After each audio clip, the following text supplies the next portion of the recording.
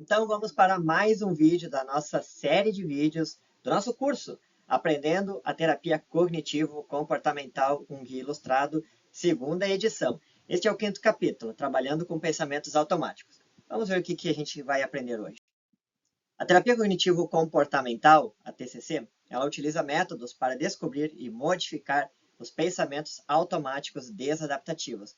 Então ela acredita que esses pensamentos que são automáticos, eles são intrusivos, eles vêm do nada, esses pensamentos, eles estão presentes tanto em transtornos psiquiátricos, mas também em pessoas que não têm transtornos, que fique claro, todos nós temos pensamentos intrusivos, né, que na TCC se chama de pensamento automático desadaptativos, né, ou seja, não são pensamentos saudáveis. Então, a TCC acredita que pode modificar esses padrões de pensamento a fim de reduzir os sintomas de ansiedade, depressão, entre outros, né? Então, os terapeutas dedicam uma parte cognitiva, uma parte significativa, aliás, né, das sessões de terapia para trabalhar com esses pensamentos automáticos. Esse é o primeiro passo para trazer um pouco de bem-estar para o paciente, né? Então, desde a primeira sessão, tentar trabalhar formas de flexibilizar esse pensamento automático desadaptativo. Muitas vezes, contestando eles com técnicas específicas que nós veremos a seguir aqui ao longo deste curso. Então, a abordagem TCC para os pensamentos automáticos, ela envolve duas fases sobrepostas, né? A primeira, o terapeuta ajuda o paciente a identificar esses pensamentos, porque às vezes a gente pensa uma coisa, por exemplo, vergonha de falar em público, ou medo de dirigir, por exemplo, porque tem um pensamento ali na nossa cabeça automático, muito rápido e nem nos damos conta. Então, em seguida, o foco é direcionado para aprender como modificar esse pensamento automático negativo, ou seja, desadaptativo, e com isso trazer um pensamento mais adaptativo, ou seja, um pensamento mais adequado à realidade, né? Por que eu tenho medo de falar em público? Ah, porque todo mundo vai rir de mim? Não, peraí. Se eu falar em público, talvez algumas pessoas podem até ser que riem de mim, mas todos vão rir de mim? Por quê? Né? Então, esse tipo de coisa, assim, né? Então, na prática clínica, essas fases geralmente ocorrem de forma integrada com a identificação do pensamento e a modificação dele. E acontece como uma parte de um processo progressivo de desenvolvimento de um estilo de pensamento mais racional. Aquilo que eu falei, né? A gente pega um pensamento desadaptativo, aquele pensamento meio exagerado, né? Ou 8 ou 80, e a gente tenta modificar ele, flexibilizando para um modelo mais de acordo com a realidade. Aí aqui tem uma tabela, né, que a gente pode utilizar no consultório. Aí, se tu quiser, tu pode tirar print daqui ou baixa o PDF do livro. Tu vai encontrar lá no livro essa tabela aqui. Então, eu nem vou ler ela, porque isso aqui depois tu vê lá no livro. Mas são algumas técnicas, né? A mais utilizada é o questionamento socrático. Vamos lá. Aqui. Identificação de pensamentos automáticos, reconhecendo as mudanças de humor. Como que a gente faz isso? Então, na TCC, daqui a um pouco, eu não vou mais chamar de terapia cognitivo-comportamental, tá? Eu vou falar só TCC. Os terapeutas ajudam os pacientes a entender e reconhecer os pensamentos automáticos. Isso é feito nos estágios iniciais da terapia, quando os pacientes demonstram forte resposta emocional. Então, no começo da terapia, o paciente ele vem, né? Uh, enfim, né, é o caso mais agudo ali, é onde está mais grave o que está acontecendo, né? Por isso que a gente tem que dar uma resposta rápida. E convenhamos, né, falando assim sobre oferecer resultado, para que o paciente volte, e uma questão financeira também, né? Se tu tem o teu paciente lá e tu não apresentar resultado logo no começo, o paciente vai parar de vir, tu vai ficar ali sem o dinheiro daquela terapia, daquele paciente, né? Então, assim, a gente está aí para oferecer resultado, né? Como qualquer outro trabalho. Então aí, voltando para cá, né? Os terapeutas experientes, eles utilizam essas emoções como um sinal de pensamento automático e ajudam a compreender o modelo cognitivo comportamental básico. Então, assim, a gente vai lá e pergunta para a pessoa, ah, mas tu tem medo de dirigir? Né? A pessoa começa a falar e tu vê que a pessoa começa a se agitar. Então, tu vê, opa, ali tem pensamento automático desadaptativo. Vamos ver isso mais em detalhes. Então, o bom terapeuta, ele tem que ter esse olhar de ver quando que o paciente está apresentando esse tipo de pensamento e ajudar o paciente a identificar e a modificar o pensamento. Então, nós, como terapeutas, temos que oferecer resultado. Então, a mudança de humor é um método útil para descobrir pensamentos automáticos, porque está associado à cognição que está emocionalmente carregada e que são relevantes para o paciente. Em outras palavras, né, é um pensamento que está carregado aí de emoções e que esse pensamento tem grande importância para o paciente. A expressão emocional intensa pode revelar pensamentos automáticos e esquemas importantes. Isso aqui, esquemas, né, seria a crença nuclear, né? E isso a gente pode ver depois. Tem até um livro muito interessante que é a Terapia dos Esquemas, fala mais em detalhes sobre isso. Bem importante também. Quem sabe mais tarde até traga alguma coisa sobre esse livro. Eu quero começar a gravar os vídeos aqui, voltando aos poucos, né? Depois eu faço um vídeo explicando por que eu parei. Então, além disso, a emoção tem um impacto na memória, aumentando a lembrança de eventos. Portanto, as intervenções terapêuticas que estimulam a emoção podem facilitar a assimilação e utilização dos conceitos de pensamentos automáticos pelos pacientes. O que isso quer dizer? Que a gente tem lá um pensamento e muitas vezes ele é forte com uma lembrança. Então, volto a dizer lá do exemplo do medo de dirigir. Vamos dizer que uma pessoa, ela quase sofreu um acidente, ou sofreu um acidente, quase bateu o carro, alguma coisa assim, ela vai ficar com aquela lembrança muito forte. A gente precisa trabalhar em cima disso. Então, aqui até tem uma frase aqui, ó, que está no livro: a emoção é a estrada real para a cognição. Ou seja, como que a gente acessa o pensamento na cabeça do paciente? Por meio da emoção. Então, a gente tem que ficar de olho nisso. Psicoeducação. Os métodos educacionais apresentados no capítulo 4 desempenham um papel importante na ajuda aos pacientes para identificar pensamentos automáticos. Lembrando que o capítulo 4 já tem vídeo aqui no canal e foi o vídeo anterior a este. Este aqui é o capítulo 5. No início da terapia, é comum dedicar tempo para fornecer breves explicações sobre a natureza dos pensamentos automáticos e como eles influenciam as emoções e o comportamento. Então, assim, o que é a psicoeducação? É, digamos, uma aula mais basiquinha de psicologia para o paciente. A gente tem que ensinar ele o que é um pensamento, o que é a emoção, da onde que vem tudo isso. Então, é importante também a gente embrulhar isso como um produto que a gente consiga entregar para o paciente de uma forma que ele vá compreender. Lembrando que o paciente não é psicólogo, ele não tem o conhecimento que nós, enquanto terapeutas, que estudamos 5 anos na faculdade, alguns podem ter estudado mais, né? Então, eles não têm esse conhecimento que a gente tem. Então, precisa ser uma explicação breve e de fácil compreensão. Lembrando que nem todo paciente tem a mesma facilidade para compreender. Né? Alguns vão ter ensino superior, outros vão ter ensino médio, talvez alguns vão ter só o ensino fundamental. Então, é importante encontrar maneiras de explicar de uma forma bem popular. Né? É uma descoberta guiada. O que ela é? Ela é uma técnica que é muito usada para identificar o pensamento automático durante as sessões de terapia. Ao explorar os pensamentos automáticos, então, é importante fazer questionamentos que estimulem a emoção e sejam bem específicos. Então, não fazer uma pergunta muito geral, assim, que dê para o paciente devagar, ou em outras palavras, dar uma viajada demais. Tem que ser uma pergunta meio específica, e isso só com a experiência, né? Tu saber fazer a pergunta certa. Existem alguns facilitadores, alguns baralhos que a gente pode comprar ali na internet, né? Então, isso também ajuda. Para quem é iniciante, mesmo para quem é experiente, eu super recomendo esses baralhos terapêuticos, aí ajudam bastante, né? Tornar a terapia mais dinâmica. E então, assim, a discussão de tópicos gerais não é suficiente para identificar pensamentos automáticos importantes. Exemplo de situações específicas podem incluir eventos recentes, como uma entrevista de emprego, uma festa em que a pessoa ficou nervosa, o término de um relacionamento. Então, é crucial manter o foco em uma linha de questionamento e evitar pular de tópico em tópico. Então, assim, se o paciente... Por isso que é importante aquela agenda do início da sessão, né? A gente vai lá, bota na agenda quais são os assuntos que o paciente quer falar naquela sessão.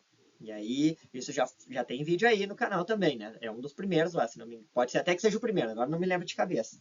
Então, assim, saber usar bem a sessão de terapia para não ficar falando de coisas gerais e ser um bate-papo, uma conversa de boteco. Não, é uma terapia, é um trabalho, é profissional isso, e tu tem o conhecimento que tu precisa, né? Como eu falei antes, entregar resultados.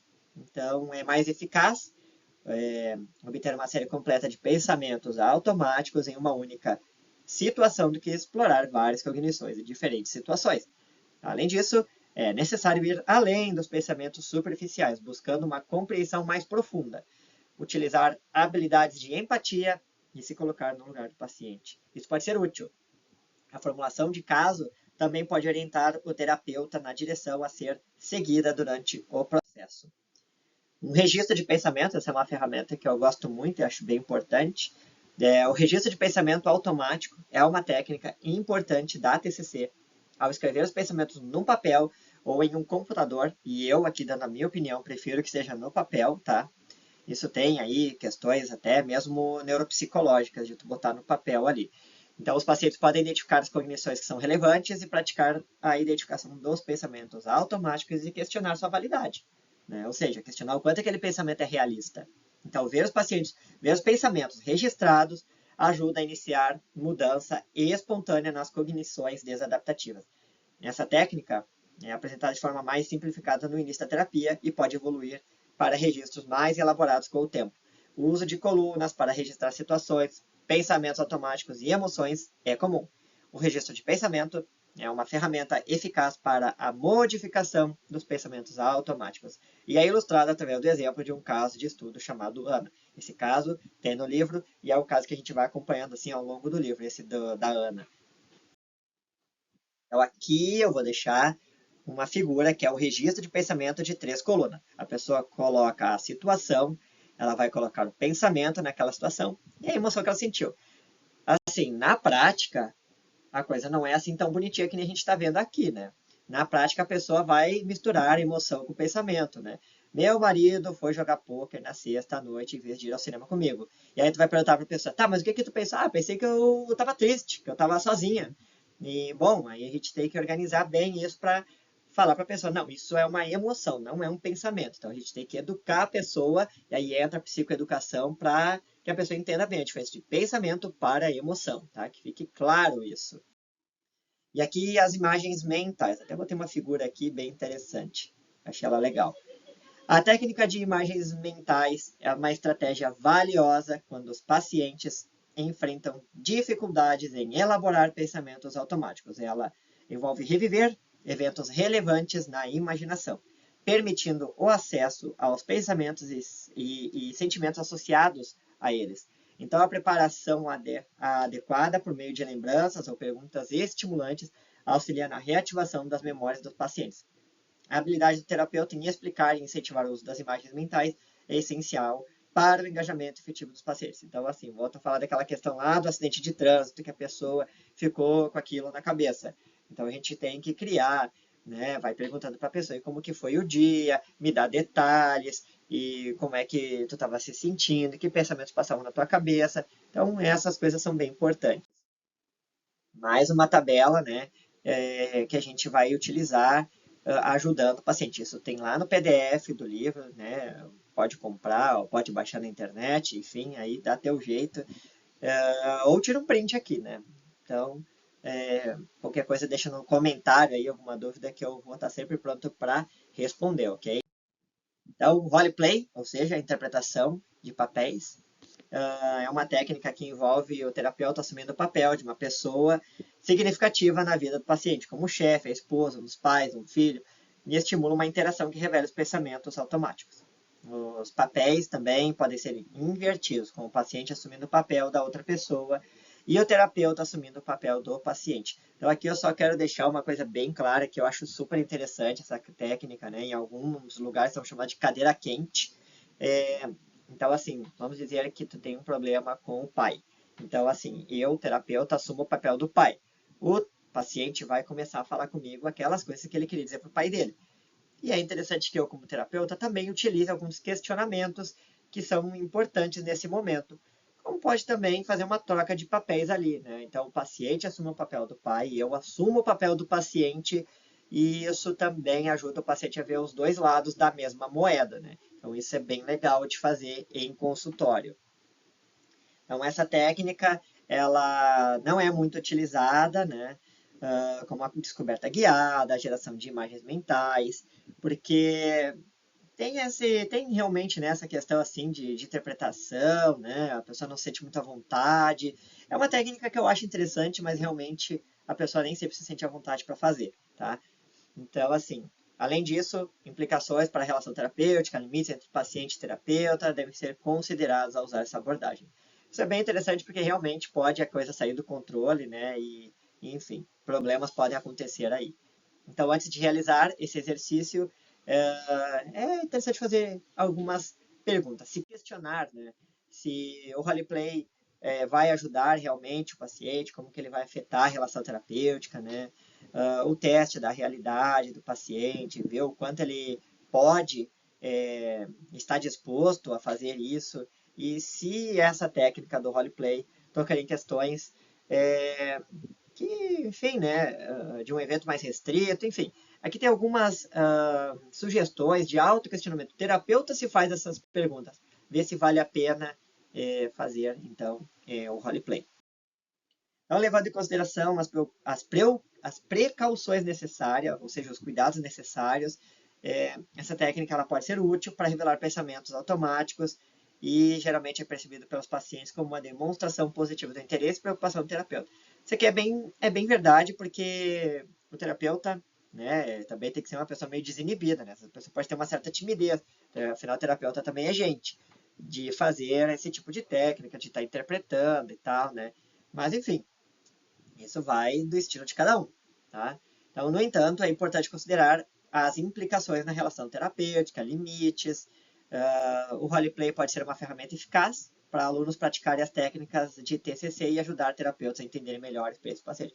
Realmente, acho legal usar isso aqui bastante em sala de aula. Então, se tu és aí um professor e está me assistindo aí, fico feliz de saber que estou te ajudando. E essa é uma técnica bem interessante para usar em sala de aula. Não fiz isso durante a faculdade, não me lembro disso, mas seria legal se tivesse feito isso ao longo da faculdade. Então, é recomendado o desenvolvimento de habilidades em jogo de interpretação de papéis, role-playing game, ou seja, RPG, e outras técnicas da TCC para identificar cognições. A modificação do pensamento automático, vamos lá. Questionamento socrático. Essa é o feijão com arroz, né, do terapeuta. O questionamento socrático, ou maiêutica também, né, é chamado, que é parir um pensamento, ele é muito utilizado para, então, modificar os pensamentos desadaptativos e ele exige do terapeuta realmente uma certa habilidade, uma certa experiência, aprender a fazer as perguntas corretas, tá? E envolver o paciente na terapia.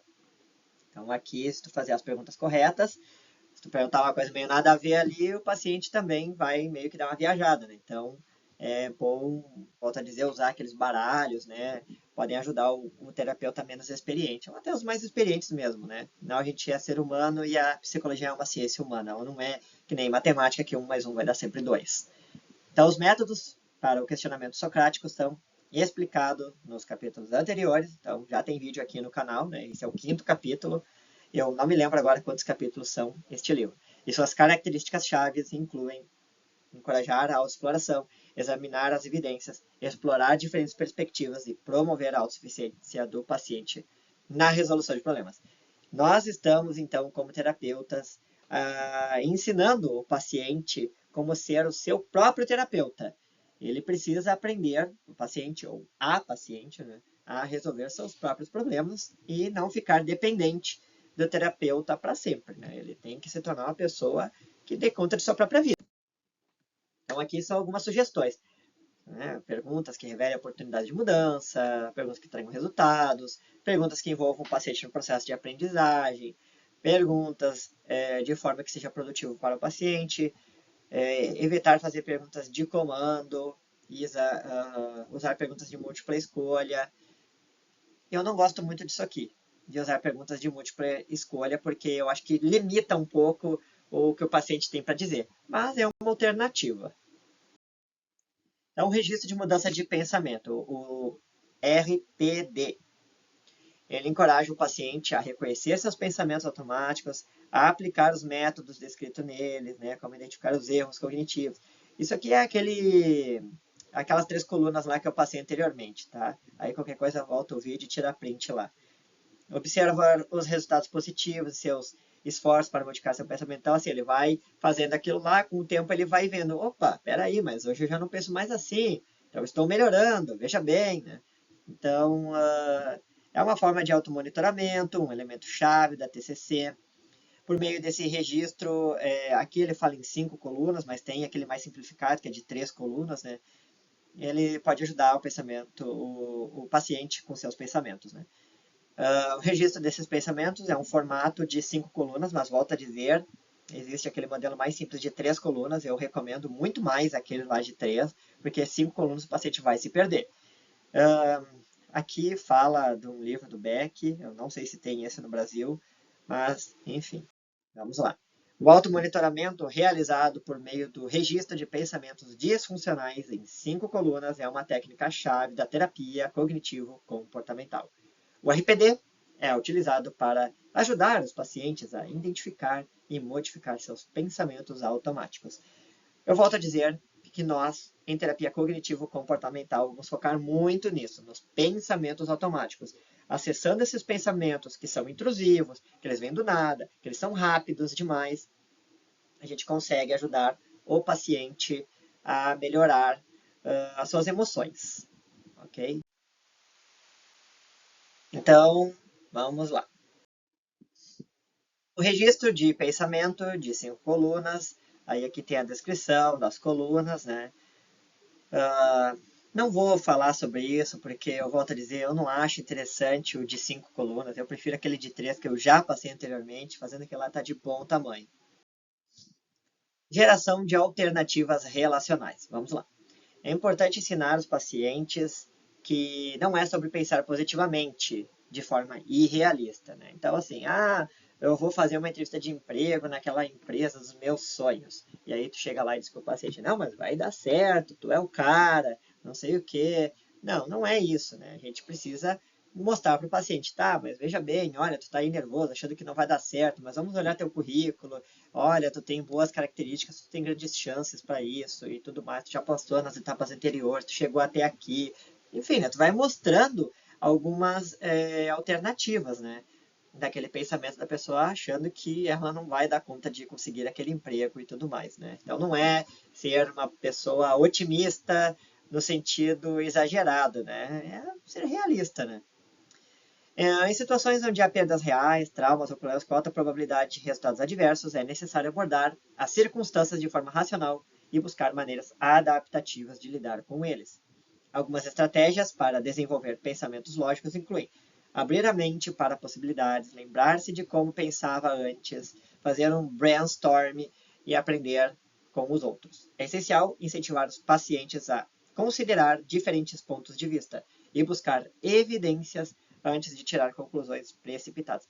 Isso é bem interessante, a parte onde eu falei aqui das evidências, que é o exame de evidências, né, que a gente chama. Onde é que está aqui? Conclusões precipitadas, né? Evidências aqui. Exame de evidências. Então, é sempre contestar o paciente, né? Que nem eu falei ali da parte que a pessoa vai dizer, mas eu não tenho condições de passar nesse emprego. Aí tu vai mostrar, não, mas se tu foi chamado para entrevista, significa que gostaram do teu currículo. Tu já tem experiência anterior, tu já trabalhou com isso antes, então tu vai mostrando evidências de que aquilo, enfim, que o paciente pode dar conta daquele trabalho, né? Então, como detetive da mente, a gente vai buscando pistas de como aquele pensamento pode ser mais flexível. Né? E o objetivo é sempre ajudar os pacientes a enxergar as circunstâncias de forma mais racional e construtiva. Identificação de erros cognitivos. Botei uma imagem aqui que representa bem isso, né? Então, para ajudar os pacientes a identificar erros cognitivos, é recomendado ensiná-los sobre a natureza dos problemas no raciocínio lógico. Uma abordagem eficaz é solicitar que eles leiam livros sobre erros cognitivos, como esses aqui em inglês, né, que acho que nem foram lançados no Brasil, mas eu vou te dizer, esse livro, como ele é meio antigo, ele também, claro, faz propaganda de outros terapeutas americanos e tudo mais, né?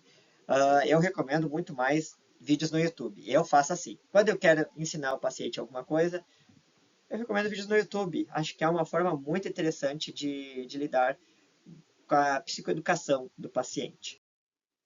Então vamos lá.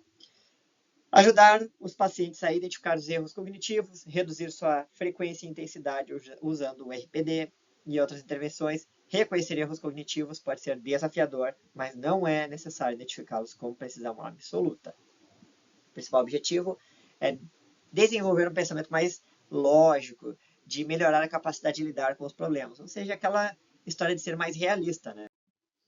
Então, o exame de evidências, que é uma técnica que ajuda o paciente a fazer uma lista, né, e de pensamentos de evidências, né, que apoiam ou contradizem aquele pensamento, aquela crença, e avaliar elas de uma forma que seja mais realista, né? Então, é uma estratégia bem interessante para ajudar os pacientes a modificar seus padrões de pensamento. Então, esse é um formulário, tem lá no livro, PDF, depois pode procurar na internet, tem até outras versões, né? Bem interessante. Descatastrofização. Essa palavra é difícil de falar. A técnica da descatastrofização é usada para lidar com previsões catastróficas sobre o futuro, comum em pessoas com depressão e ansiedade. Olha, eu digo que até vejo mais frequência a ansiedade, né? De achar que tudo vai dar errado, volta a falar daquela questão da entrevista de emprego, que a pessoa acha que não vai dar certo e coisa assim. Então é interessante fazer esse tipo de pergunta, né? Qual é a pior coisa que poderia acontecer? Você conseguiria aguentar isso por pelo menos 15 minutos? Então, são perguntas que a gente pode fazer que contestam esse pensamento, né?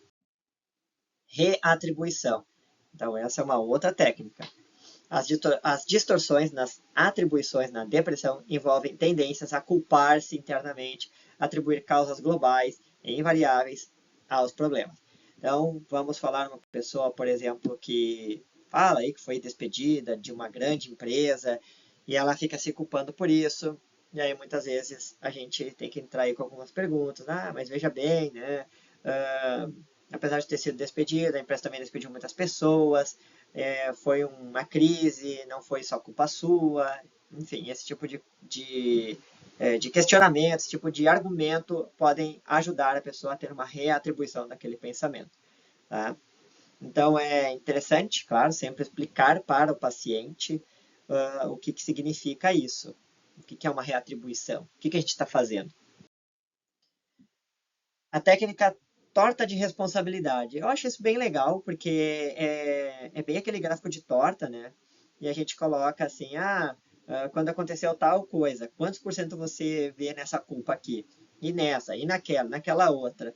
E aí tu vai botando assim até que a pessoa começa a ver, olha, na verdade eu vejo que de tudo que aconteceu, só 5%, 10% foi culpa minha, o resto foram tudo coisas que não estavam no meu controle. Então é uma técnica interessante. Ensaio cognitivo. Então, aqui tem algumas dicas de como fazer isso. E o ensaio cognitivo é uma técnica que pacientes antecipam e ensaiam seus pensamentos e comportamentos para situações importantes. Eu vou dar um exemplo meu, como que eu fazia quando eu estava tirando minha carteira de motorista. Eu ia no Google Maps e eu olhava todo o trajeto que eu treinava na autoescola. E aí, com isso, eu pensava coisas que poderiam acontecer durante a minha prova. Então, isso é um ensaio cognitivo. É a pessoa ver que coisas podem acontecer e se adiantar de alguma forma a esses problemas. Claro que aí vai a parcimônia, né? A gente também, senão pode ser muita ansiedade, né? Então é uma forma também de ajudar. Não gosto muito do ensaio cognitivo, mas é uma das técnicas que a gente pode utilizar aí, vai de cada terapeuta. Ensaio cognitivo é uma técnica eficaz para treinar pacientes a alcançarem seus objetivos através do questionamento socrático, mini intervenções, experimentos, podem explorar diferentes opções e soluções. No entanto, essa etapa é mais útil, enfim, volto a dizer, eu não gosto muito dessa prática, né? Mas é uma etapa que ela é mais útil antes de implementar um plano na prática, né? Então a gente faz isso na sessão de terapia ali e depois o paciente leva isso para a vida dele, né? Então, senão o paciente pode até acabar ficando mais ansioso ainda. Por isso que eu não gosto muito de usar essa técnica. Cartões de enfrentamento também é uma ideia interessante, apesar de que eu realmente não acho que que os terapeutas usem muito isso, né? Então, é uma forma de praticar algumas intervenções aprendidas na terapia, a pessoa anota no cartão lá, e enfim, ela tem instruções ali, mas eu acho que a pessoa fica muito dependente daí de outras coisas. E a ideia é tornar a pessoa mais independente possível, né? A pessoa pode ficar até obcecada por aquilo. Ah, não estou com os meus cartões aqui, não vou conseguir fazer. Aqui eu deixo uma tabela, mas eu posso deixar depois outra, se me pedir ali nos comentários, eu posso indicar onde tem o livro. Eu recomendo comprar, é um livro muito bom. Então aqui tem uma tabela aí, mostrando mais ou menos como é que é feito. Pode tirar print aí. Resumo. A terapia cognitivo-comportamental enfoca a identificação e modificação de pensamentos automáticos, pois eles influenciam as emoções e comportamentos.